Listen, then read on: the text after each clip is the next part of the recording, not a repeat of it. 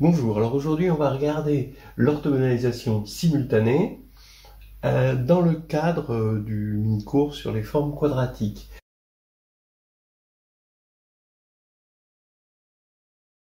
Ce théorème d'orthogonalisation simultanée s'appelle aussi théorème spectral. C'est quand même deux théorèmes différents, mais ils passent extrêmement naturellement de l'un à l'autre.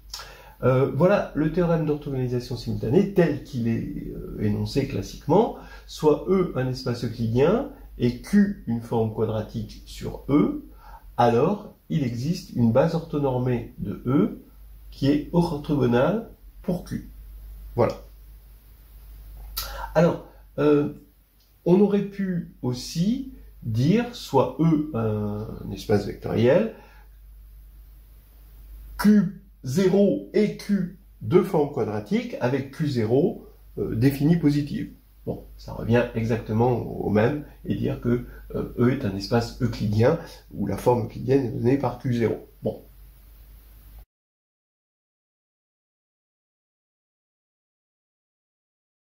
Ce qui est important, surtout, et ça j'essaye d'insister à chaque fois dessus dans ce mini-cours sur les formes quadratiques, c'est la diversité des points de vue. Et en algèbre linéaire en général, mais particulièrement dans les formes quadratiques. Et tout de suite, il faut en donner une interprétation matricielle. Ici, je vais en donner deux interprétations matricielles. Une première interprétation matricielle, c'est quand on va munir E d'une base orthonormée, et donc qu'on va obtenir cette base prévue par le théorème, d'accord, F, qui est orthonormée pour E et orthogonale pour Q. Mais en partant de E, une base orthonormée. Donc je vais regarder la matrice de passage d'une base orthonormée de E vers cette base F qui a été construite et qui est orthonormée. Donc voilà un énoncé équivalent, soit S une matrice symétrique. Alors pourquoi c'est équivalent? C'est équivalent à se donner une forme quadratique, d'accord? Parce qu'on est, voilà, on est parti de la base E. Donc S, ce sera la matrice de Q dans E. Alors il existe une matrice P orthogonale. Alors matrice orthogonale, ça veut dire qu'elle vérifie P transposé P égale identité, qui vérifie P transposé S, P égale D. Où D est une matrice diagonale. Alors regardons ça. Donc je vous l'ai dit, S, ça va être la matrice de Q dans la base orthonormée, qu'on a choisi orthonormée, E. D'accord. La matrice de notre forme, notre produit scalaire, ça va être l'identité dans E. Maintenant, la matrice de Q dans F, comme c'est orthogonal, ça veut dire exactement que la matrice de Q dans la base F, ça va être D, et la matrice de notre produit scalaire, ici, dans la base F, c'est orthonormé, donc c'est identité. Donc ça veut dire que maintenant, si on doit regarder le travail que fait la matrice de passage de E vers F, ça va passer de identité vers identité par congruence, donc P transposé identité P est égal à l'identité, puisque ça envoie une base orthonormée sur une base orthonormée.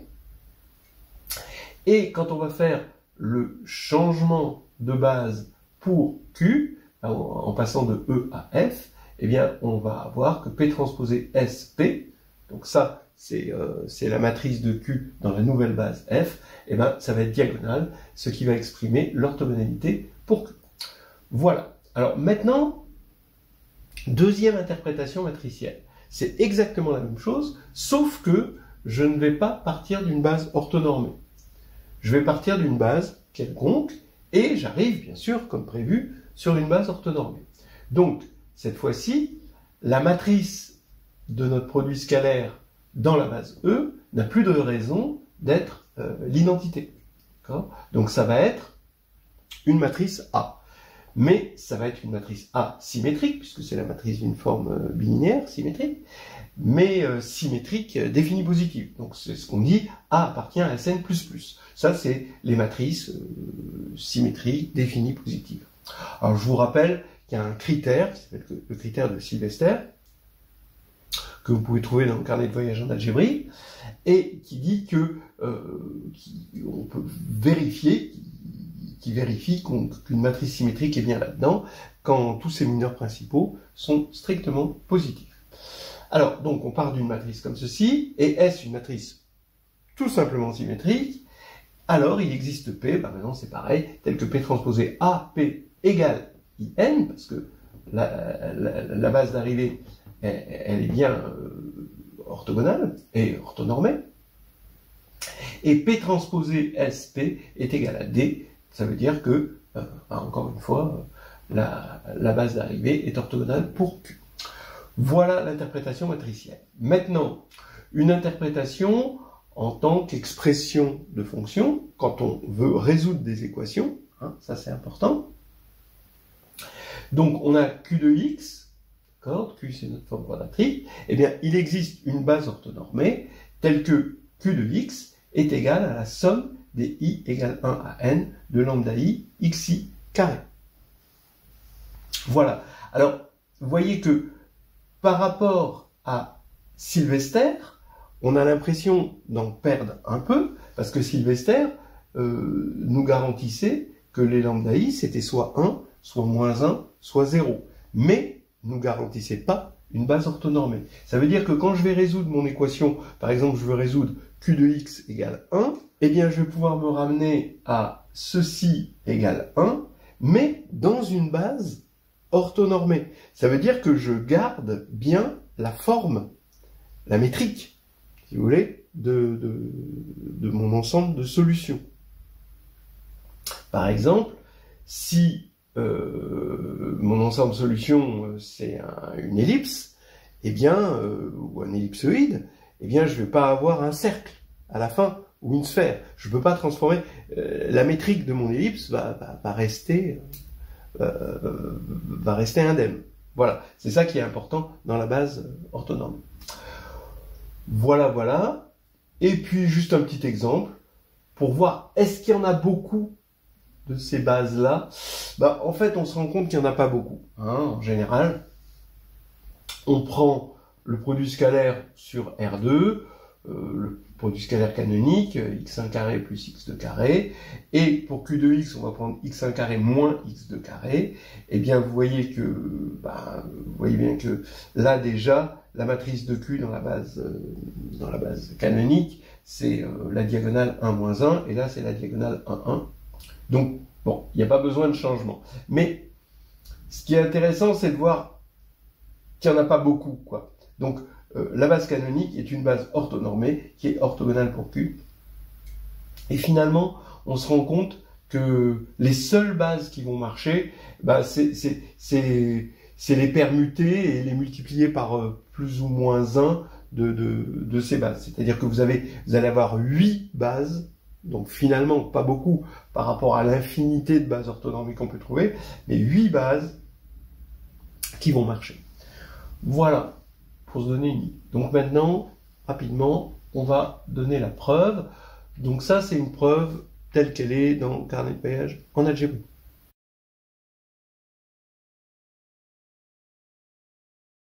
Alors allons-y pour la preuve.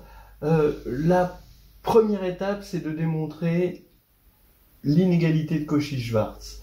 Alors, vous êtes censé connaître l'inégalité de Cauchy-Schwarz, elle est au programme de Lagrange, mais là, c'est dans le cadre où la forme quadratique est positive. Donc ça, on se retrouve dans une situation classique où on a un théorème dont on connaît à peu près la démonstration et qui est dans le programme, mais où il faut bricoler parce que les hypothèses ont été un petit peu relâchées. Et là, la forme quadratique n'est plus définie positive, comme dans les hypothèses de Cauchy-Schwarz, mais elle est simplement positive. Mais on a quand même, si grand Q est une forme quadratique positive, alors B de xy carré est inférieur ou égal à Q de x, Q de y, où B c'est la forme polaire de Q. Et là, quel que soit x et y. Voilà. Alors, la preuve est presque la même. Sauf qu'il y a deux cas au lieu d'un seul. Soit T dans R, on a Q de Tx plus Y, donc je vais regarder, Q de Tx plus Y, qui est toujours positive, ou nulle, parce que la forme est positive.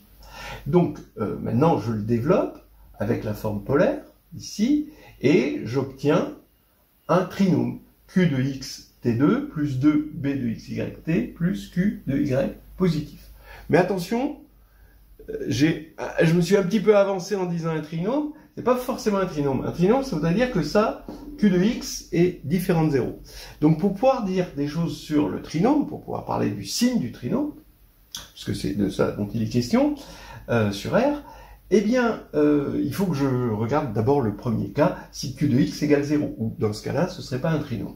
Donc si q de x égale 0, eh bien, j'ai une droite, ici, qui est tout le temps au-dessus de l'axe des x, d'accord? Pour tout t, d'accord? Ça va être donc une droite affine, et elle est tout le temps placée au-dessus de l'axe des x. Donc, il y a qu'une seule possibilité, c'est qu'elle soit parallèle à l'axe des x, hein, et positive, avec q de y positif évidemment. Donc, oui, donc ça veut dire que 2b de xy égale 0, c'est-à-dire b de xy égale 0. Et on vérifie, dans ce cas-là, on a q de x égale 0, ici on a 0, ça vaut 0, et bien on a bien l'inégalité de Cauchy-Schwarz. Voilà. Alors maintenant, le deuxième cas, si q de x est différent de 0, là, on peut vraiment parler d'un trinôme, et comme là c'est positif, eh bien, ça veut dire que le discriminant est négatif ou nul, parce que là c'est positif ou nul, donc le discriminant est négatif ou nul, et là, quand on écrit le discriminant ici, et quand on écrit qu'il est négatif ou nul, eh bien, on obtient directement l'inégalité de Cauchy-Schwarz. Alors, ce qui fait la différence entre l'inégalité de Cauchy-Schwarz, au passage, entre le cas défini positif et le cas positif, c'est plutôt le cas d'égalité. Parce que là, on a dans le cas défini positif, on a égalité si et seulement si x et y sont proportionnels. Alors que, je vous le signale comme ça, dans le cas positif tout court, on a égalité si et seulement si x et y sont proportionnels modulo le noyau de la forme. Voilà, vous pouvez essayer de le démontrer. Oui, c'est classique. Il n'y a pas de grand moment, mais voilà, c'est quelque chose à savoir faire. Allez, on passe à la suite. Alors maintenant, le second point, c'est que on va choisir lambda, le max de q de x quand x parcourt la sphère, hein. Donc on a un espace euclidien, donc on a la sphère, des éléments de norme 1, hein, quelque sorte, pour la norme quadratique, et donc on va prendre le max, et je vais choisir un U sur la sphère, tel que Q de U est égal à ce max, donc qui est atteint. Alors, je vais poser Q lambda de x égale lambda produit scalaire xx moins q de x, ça définit une forme quadratique et j'affirme qu'elle est positive. Voilà, alors ça c'est assez rapide, mais il y a des points importants. D'abord, l'existence de lambda et l'existence de u vient du fait que S est compact et que Q est continu. Alors S est compact parce que on est sur un espace réel de dimension finie. Tout ça c'est important. Sur Q, par exemple, sur le corps des rationnels, on n'aurait pas de compacité. Et en dimension finie, parce que si on n'est pas en dimension finie, on n'a pas la compacité non plus. Donc ça, c'est des choses à bien savoir argumenter. Et Q est continu, bon, parce que c'est un polynôme en les coordonnées, que les fonctions coordonnées sont continues, parce que, toujours pareil, on est en dimension finie. C'est continu pour la topologie normique de E, qui ne dépend pas de la norme, parce que voilà, on est sur R, on est en dimension finie, etc. Donc, tout ça va faire que lambda, le max, et U existent. D'ailleurs, le max est atteint. Très bien. Alors, maintenant, on a défini ça, et j'affirme que ça définit une forme quadratique positive. Alors, il faut bien lire l'énoncé, toujours à l'écrit. Ça définit une forme quadratique positive, d'abord forme quadratique. Alors oui, on sait que l'ensemble des formes quadratiques, c'est un sous-espace vectoriel de l'ensemble des fonctions de E dans R, par exemple. Ou alors, vous pouvez dire aussi que une combinaison linéaire de polynômes de degré 2, homogène de degré 2, et d'encore homogène de degré 2. Bon, ok. Donc c'est une forme quadratique. Maintenant, on s'intéresse à positive. Si x est dans S, alors je commence par x est dans S, c'est là où c'est le plus simple, ça c'est sur la sphère, donc ça veut dire que Q lambda de x, bah, c'est lambda fois, ici ça fait 1 par définition, moins Q de x, mais x est dans S et le max c'est lambda, donc ça c'est forcément positif ou nul. Donc pour x dans S, c'est bien positif ou nul. Maintenant, si x est dans E moins 0, alors on peut toujours normaliser x en quelque sorte. Hein, donc x est égal à norme de x fois x0 avec x0 dans S. Bah oui, carrément, on prend x0 égal à petit x sur norme de x, parce que c'est pour ça que j'ai pris non nul. Alors comme Q lambda est homogène, j'ai Q lambda de x, c'est homogène de degré 2, est égal à norme de x au carré de Q lambda de x0. Ça c'est positif ou nul, ça c'est positif ou nul par le premier cas, et donc c'est positif ou nul. Et puis il ne reste plus qu'à faire le cas x égale 0, mais là c'est évident, on va avoir 0. Donc c'est positif ou nul. Bien. Donc on a bien une forme quadratique positive, et il ne reste plus qu'à appliquer Cauchy-Schwarz, et on va montrer le point 3, que l'orthogonale de U, ce vecteur-là, particulier,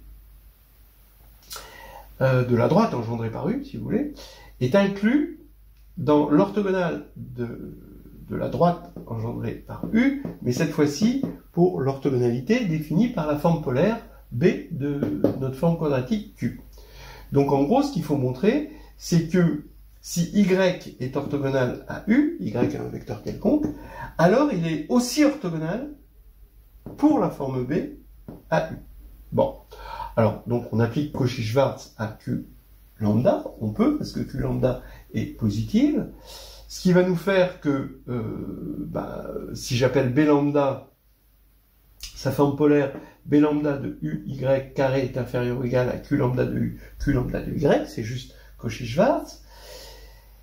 Et maintenant, qu'est-ce qu'il faut remarquer? Q lambda de U, ça fait 0, puisque ici, U est sur la sphère. Et donc, quand je vais prendre Q lambda de U, ça va faire lambda moins lambda, donc 0. Donc ici, ça fait 0. Et maintenant, B lambda de U, Y. Alors, vous pouvez le calculer par la formule de la forme polaire, c'est-à-dire ce serait Q lambda de X plus Y moins Q lambda de X moins Q lambda de Y sur 2, ça c'est la formule de la forme polaire, mais moi je conseille de le faire de façon plus habile en disant, voilà, hein, regardons cette forme, là, donc c'est facile à deviner, parce que Q lambda c'est ça, donc on va remplacer XX par XY pour construire la forme polaire, et Q de X par B de XY. Et après, faut dire qu'il existe une unique forme bilinéaire symétrique associée à la forme quadratique. Donc ici, elle est bien bilinéaire, ça c'est évident, elle est bien symétrique, ça c'est évident, et elle est bien associée à la forme, puisque quand on fait y égale x, on retrouve notre forme quadratique de départ. Donc, ok, hein, voilà la forme polaire. Alors maintenant, bien, étant donné qu'on a un carré, on est sur R, c'est positif, donc ici on est entre 0 et 0, donc ça veut dire que ça c'est nul, ça veut dire que B lambda de U de Y est nul. Mais si B lambda de U de Y est nul, si vous regardez ça, ça veut dire que lambda de UY est égal à B de UY. Et ce, quel que soit Y, hein, dans E. Donc maintenant c'est terminé. Si Y est orthogonal à U, donc là ça fait 0, donc ça fait bien B de UY égale 0. Voilà, donc on a bien démontré notre inclusion. Entre parenthèses, on pourrait se demander pourquoi j'ai pas parlé d'égalité. Parce que, juste à cause d'un cas, bon, stupide, pourquoi on n'a pas l'inclusion inverse? On a l'inclusion inverse si lambda est différent de 0. Mais si lambda égale 0, on l'a pas. Ceci dit, lambda égale 0, c'est quand même pas souvent que ça arrive. Qu'est-ce que ça voudrait dire? Ça voudrait dire que Q de X a pour max 0. Voilà. Ok, on passe à la dernière étape. Ok, donc là maintenant, on va montrer le théorème par récurrence sur la dimension n de E. Alors l'initialisation, elle est simple, elle peut peut-être intriguer, on va voir pourquoi. H1, ça veut dire quoi? Il existe une base orthonormée de E. Bon bah oui, on va prendre une base, donc on est en dimension 1. Bah, on a deux bases orthonormées, hein, finalement. Et donc un x, on a au moins un x tel que x est égal à 1. Donc ça c'est clair. Maintenant, orthogonal pour Q, qu'est-ce que ça veut dire orthogonal pour Q? Bah, ça veut dire tout simplement que on a une base telle que quel que soit i, j, i différent de j, ei, b de ei, ej égale 0. Bah oui, mais comme dans la base il n'y a qu'un élément, il n'y aura jamais de i différent de j, en quelque sorte. Donc la propriété est vraie. On peut vraiment affirmer que si, d'accord, c'est comme si je disais à quelqu'un, bah, si je suis milliardaire, je t'en donne la moitié. Bon, ça m'engage pas, quoi, parce que je serai jamais milliardaire. En plus, avec les vidéos YouTube, ça, je vous préviens, ça gagne pas. Ok, alors, voilà, bon, donc en gros, je peux dire une vérité à condition que l'hypothèse est impossible. Voilà. Et ça restera une vérité. Bien. Donc tout ça pour dire que c'est bien orthogonal pour Q, hein, parce que c'est une enveloppe vide. Alors, hérédité, maintenant. On suppose Hn-1, d'accord, et on va montrer Hn. Donc dans E, on va choisir U comme précédemment, d'accord, et je vais poser E1 égale U.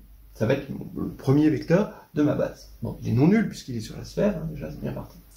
Et maintenant, bien sûr, on a RU qui est en somme directe avec l'orthogonale. Ça, c'est le propre, hein, des formes quadratiques définies positives, hein, des produits scalaires, c'est que quand on a un produit scalaire, on est sûr d'avoir une somme directe ici.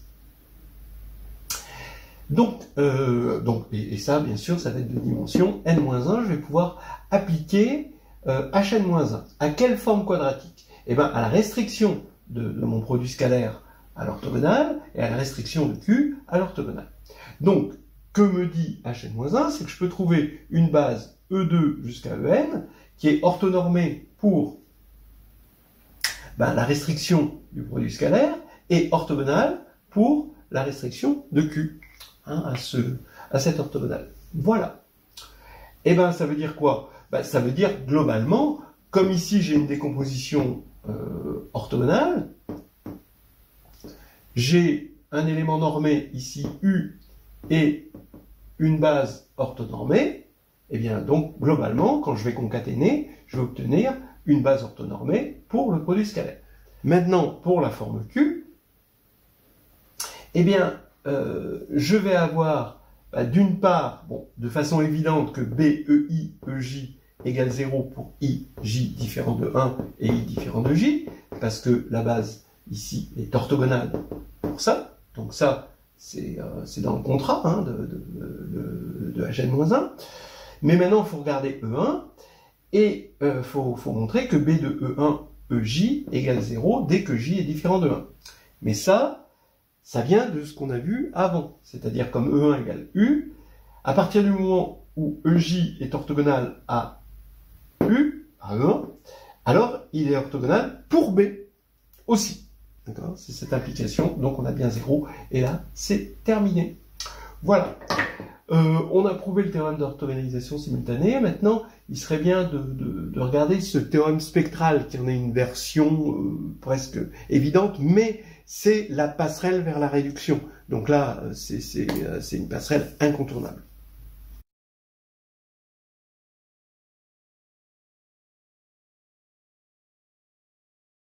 Alors voilà le théorème spectral.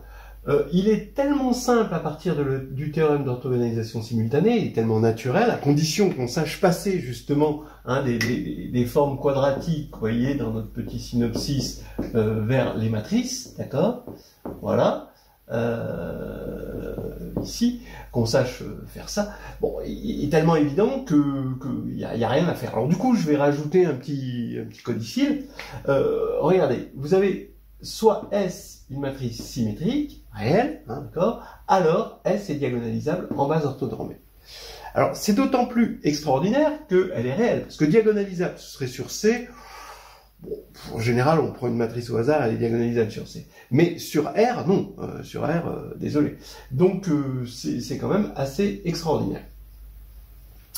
De plus, la signature de S, c'est-à-dire que si on prend dans la base canonique de Rn, par exemple, la forme quadratique, hein, et on regarde associé à S et qu'on regarde sa signature, et si on appelle ça ST, eh bien, maintenant qu'on sait que toutes les valeurs propres sont réelles, on peut parler du signe des valeurs propres, hein, eh bien, S, c'est le nombre de valeurs propres strictement positives, T, c'est le nombre de valeurs propres strictement négatives, et en fait, il peut y avoir des valeurs propres nulles, évidemment. Hein. Donc, allez, on va prouver ça. D'abord, donc, le théorème spectral, finalement, on l'a vu au tout début, quand j'ai donné l'interprétation matricielle 1, d'accord, au tout début. Donc, j'ai dit qu'on partait d'une base orthonormée, et on arrivait à une base orthonormée, et je regardais la matrice de passage, et ce que j'obtenais. Donc, comme je disais tout à l'heure, je prends pour Q la forme quadratique qui a pour matrice S dans la base orthonormée de Rn, et je pars de la base orthonormée pour le produit scalaire canonique, donc la base canonique de Rn qui est orthonormée pour le produit scalaire canonique, et je construis une nouvelle base. Voilà, une nouvelle base qui va vérifier ça et ça. Donc je vais forcément avoir une base orthonormée vers une base orthonormée, donc P transposé INP est égal à IN, avec P la matrice de passage de la base canonique vers la nouvelle base, et P transposé SP qui est diagonale par ça. Mais maintenant, ces deux-là, ça va nous donner que P transposé c'est P-1, et donc ici, je vais avoir P-1 SP égale D. Donc ça veut dire tout simplement que S est diagonalisable. Voilà. Important de savoir faire hein, le passage de l'un à l'autre, voilà, de là à là, hein, surtout. Alors maintenant, pour le dernier, maintenant, j'ai D qui est la matrice, d'après ça, de Q dans la nouvelle base, la base qu'on a construite, que j'appelle EI. D'accord ? Je vais supposer donc que les lambda I jusqu'à lambda 1 jusqu'à lambda S sont strictement positifs, que les premiers, quitte à permuter, hein, je vais prendre les premiers strictement positifs, les suivants strictement négatifs, et puis s'il en reste, ce sera les nuls, et puis je les mets à la fin. D'accord ? Donc j'appelle S le nombre de positifs, T le nombre de négatifs, et puis bon, les nuls, c'est s'il en reste. Et donc j'ai Q. Entre parenthèses, ça c'est quand même important hein, de voir que dans la situation hein, que j'ai construite, Q peut s'écrire assez agréablement de cette manière-là. Q de X, c'est X, S de X, comme ça, avec le produit scalaire. D'accord ? Voilà. Ce qui revient à dire que la matrice de Q dans la base canonique B, c'est S. Voilà. Bon, ça c'est une petite parenthèse. Alors, j'ai que Q de EI, ça par définition, je les vois sur la diagonale de la matrice de Q, c'est les lambda I. Alors maintenant, je vais faire un changement de base. EI, je le transforme, si I est compris entre 1 et S, EI, je le remplace par EI sur la racine de lambda I, d'accord ?